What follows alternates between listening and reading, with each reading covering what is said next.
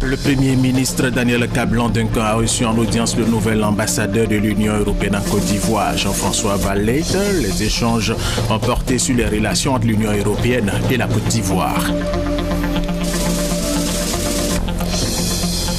Les forces de sécurité et de défense de Côte d'Ivoire viennent de mettre fin à un projet de déstabilisation de la Côte d'Ivoire mis en œuvre par 6 individus de nationalité ivoirienne. Ils ont été interpellés dans la région de Tabou en provenance du Ghana avec en leur possession des...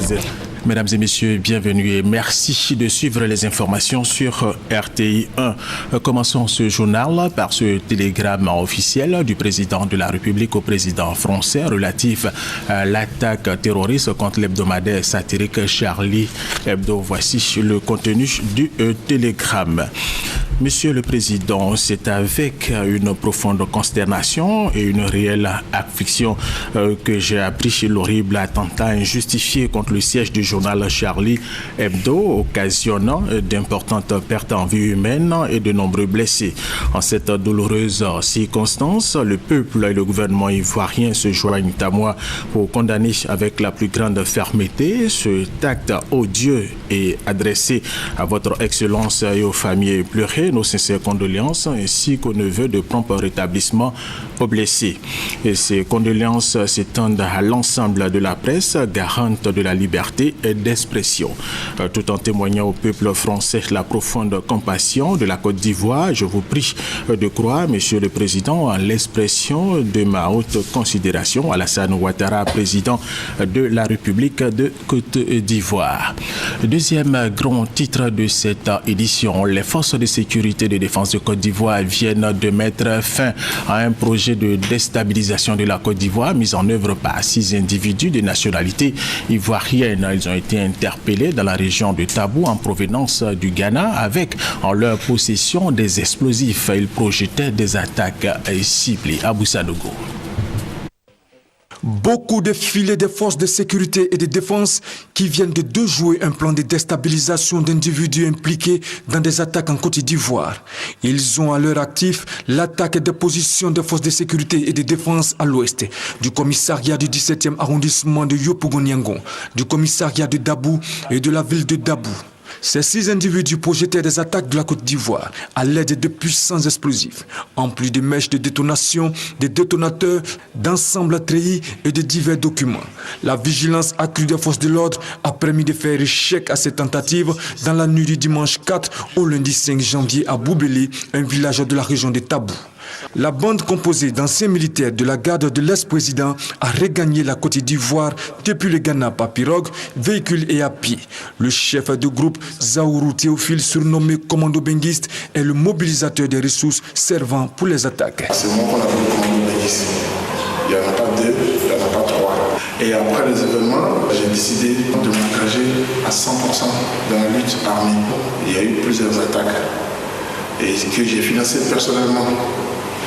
Donc l'attaque de Yopougon à Niangon, c'est moi qui l'ai financé. L'attaque de Dabo, c'est moi qui l'ai financé. J'ai décidé de me rendre dans les camps de réfugiés pour motiver les jeunes combattants. Comme ça, je suis allé au Togo, j'ai croisé pas mal de jeunes, je suis allé au Ghana, j'ai croisé pas mal de jeunes. Dernier temps, je suis arrivé au Ghana avec les anciens que je connaissais. J'ai appris qu'il y a quelque chose qui devait se faire normalement après les fêtes. Ces 6 individus seront mis à la disposition du parquet où ils répondront de leurs actes.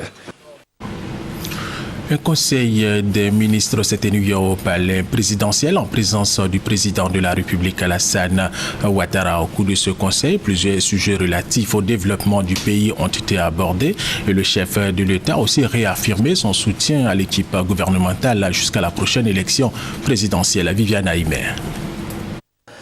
Comme il est devenu de tradition, le premier conseil des ministres de l'année a commencé par un échange de vœux entre le président de la République Alassane Ouattara, premier responsable de l'exécutif en Côte d'Ivoire, et le premier ministre Daniel Kablan-Duncan, échange de vœux en forme de présentation de politique générale pour l'année 2015.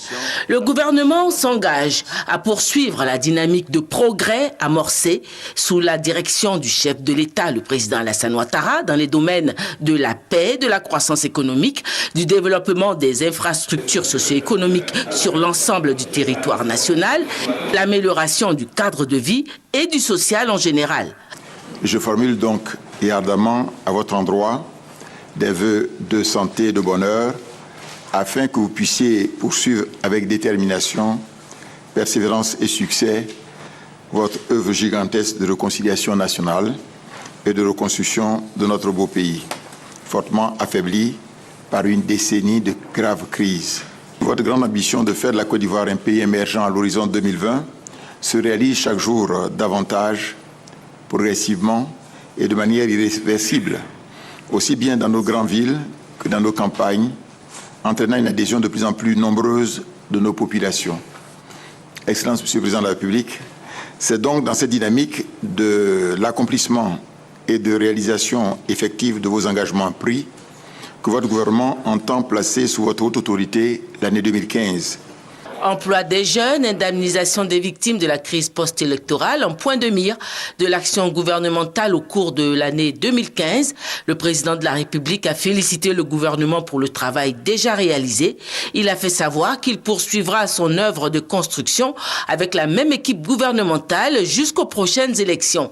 Je vois ici et là dans la presse des éléments concernant un remaniement ministériel. Monsieur le Premier ministre, il n'en est rien. Vous êtes là, vous continuerez avec moi. Cette équipe ministérielle fait un excellent travail. Et cette équipe, je la garderai jusqu'aux élections. Moralisation et assainissement de la gestion publique, le porte-parole du gouvernement a apporté certaines précisions face à la presse. S'il y a des sociétés publiques dont l'objet aujourd'hui est discutable ou dont les résultats ne permettent pas d'utiliser de la meilleure façon nos ressources publiques, évidemment la décision peut être prise de les dissoudre. Cela se fera évidemment après analyse au cas par cas. Nous avons déjà commencé cet exercice en 2014 et vous avez pu voir que des décisions étaient prises concernant certaines structures publiques. 2015, une année qui va voir la poursuite des progrès réalisés au plan économique et social par le gouvernement. À titre d'illustration, ce premier conseil des ministres de l'année a vu la signature de 3 nouveaux décrets d'attribution de permis de recherche aurifères à 3 sociétés pour une période de 4 ans. Le secteur minier, un des secteurs de lance de la politique économique du président de la République Alassane Ouattara. Si la production d'or en Côte d'Ivoire était de 7 tonnes en 2009, elle est passée en 2014 à 18 tonnes et elle va s'accroître en 2015. Autre grand titre de cette édition, le Premier ministre Daniel Kablan-Duncan a reçu en audience le nouvel ambassadeur de l'Union européenne en Côte d'Ivoire, Jean-François Valette. Les échanges ont principalement porté sur les relations entre l'Union européenne et la Côte d'Ivoire. Les 2 personnalités ont également parlé de projets futurs axés sur l'électricité et sur l'acquisition de titres fonciers. Sidonie Waka, Davila. La rencontre entre le nouvel ambassadeur de l'Union européenne, Jean-François Valette, et le Premier ministre Daniel Kablan-Duncan a été le moment pour eux de passer en revue les actions entreprises par cette institution en Côte d'Ivoire, surtout pendant et après la crise que le pays a connue. Un point qui fait la satisfaction du diplomate français.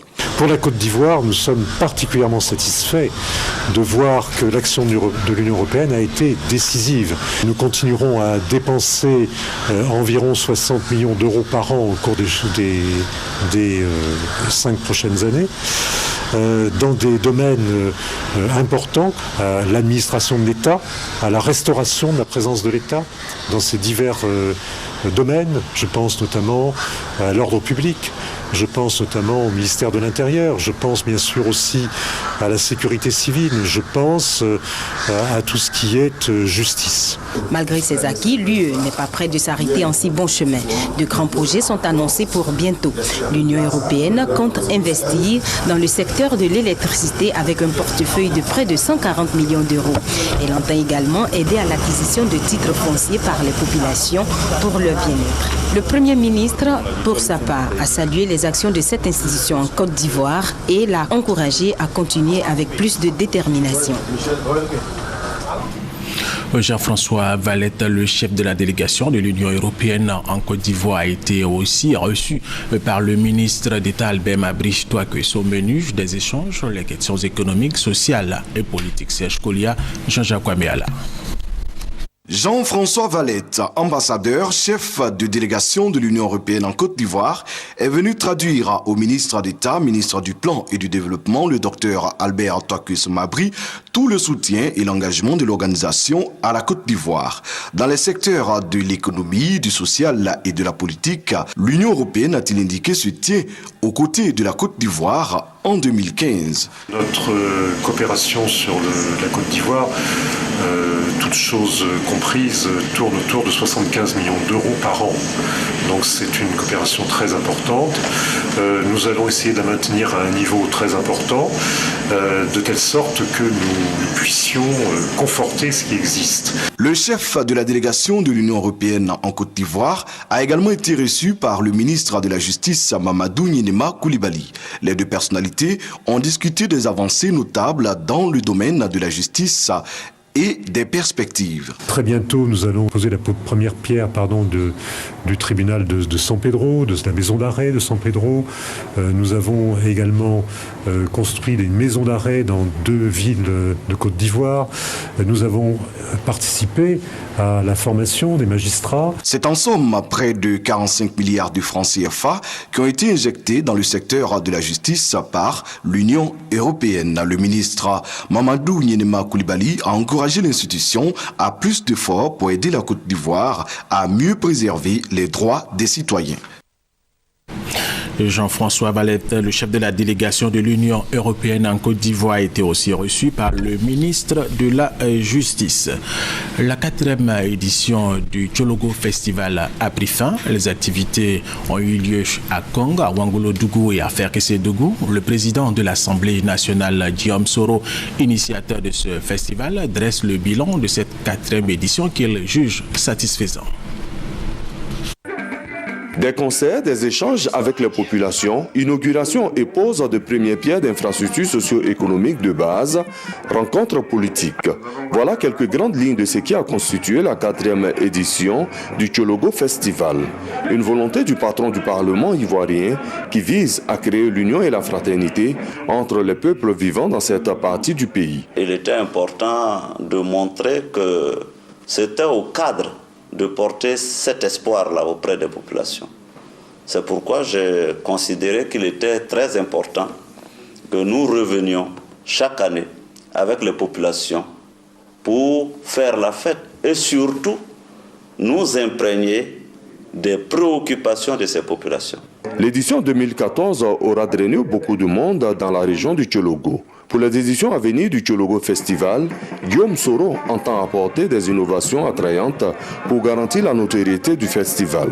Il y a encore des choses à améliorer. Nous-mêmes, nous pensons qu'il faudra pour les prochaines éditions mettre un accent beaucoup plus sur la culture. C'est au fils de cette région de faire la promotion de ce festival-là. Les prochaines éditions, nous verrons avec les organisateurs comment donc améliorer et satisfaire le plus grand nombre de nos citoyens. Le Tchologo Festival a de beaux jours devant lui.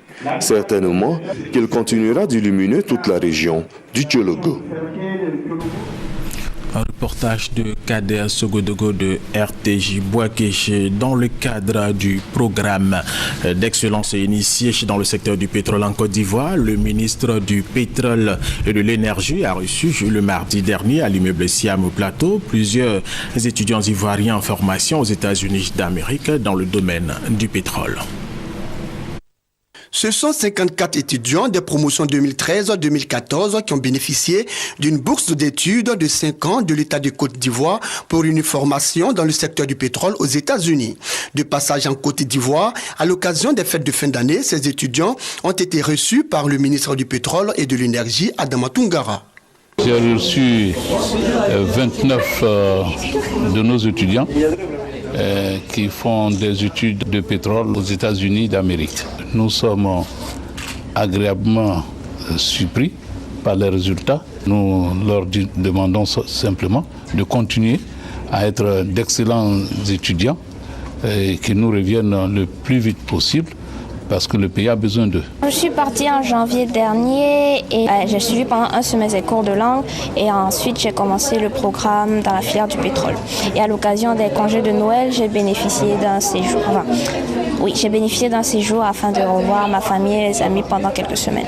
Satisfaits de l'accueil, ils disent être conscients des attentes du ministère du Pétrole et de l'Énergie. Je pense que, en tant qu'étudiant et en tant qu'Ivoirien, tous, avec mes amis, nous ferons de notre mieux et la Côte d'Ivoire, je crois, 2020 sera un pays émergent, je crois.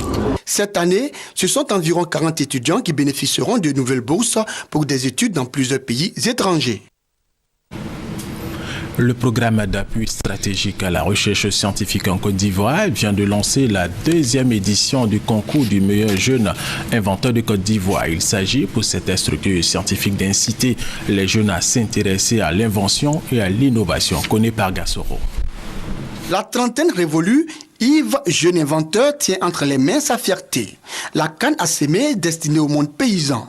Une invention qui lui a valu le prix du meilleur jeune inventeur 2013. Un outil qui vient valoriser, soulager le monde paysan, surtout en matière de semences de grains, tout ça de grains. Initié par le programme d'appui stratégique à la recherche scientifique PASSERES à l'occasion des assises de la jeunesse ivoirienne, ce prix vise à inciter les jeunes de 0 à 35 ans à s'intéresser à l'invention, mais aussi à favoriser la promotion de l'innovation et de l'entrepreneuriat. Tous les jeunes de Côte d'Ivoire peuvent effectivement faire acte de candidature donc par rapport à ce prix du jeune inventeur 2015. Ce prix, qui est à sa 2e édition, bénéficie du soutien du conseiller technique du président de la République, chargé de la jeunesse et des sports, Touré Mamadou, par ailleurs, président du comité d'organisation des assises de la jeunesse ivoirienne qui se tiendront du 23 au 28 mars prochain.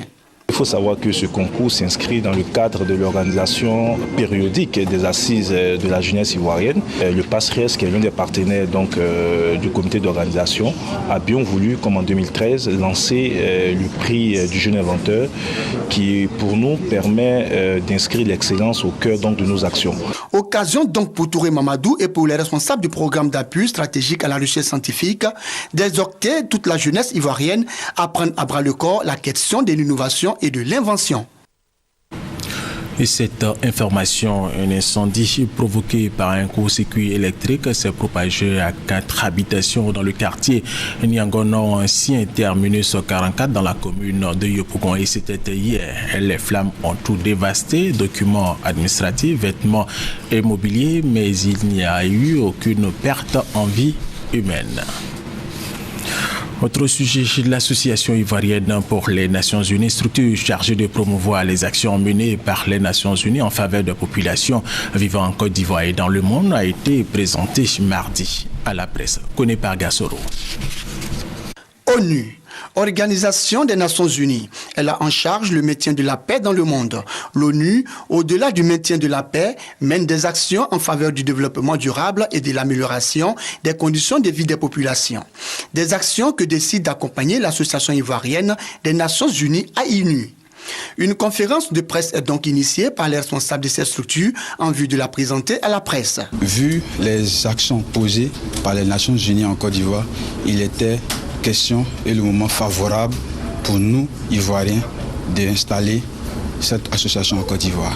Le président national de l'AINU, Jean-Richard Niago, répondant aux questions des journalistes, rassure les populations qu'en plus du soutien apporté à l'ONU, l'Association ivoirienne des Nations Unies entend contribuer au renforcement des relations existantes entre la Côte d'Ivoire et les Nations Unies, mais aussi apporter du bien-être aux populations. Nous menons des missions actuellement sur toute l'étendue du territoire national pour voir les difficultés et pouvoir faire des doléances aux Nations Unies pour améliorer les conditions de vie des populations.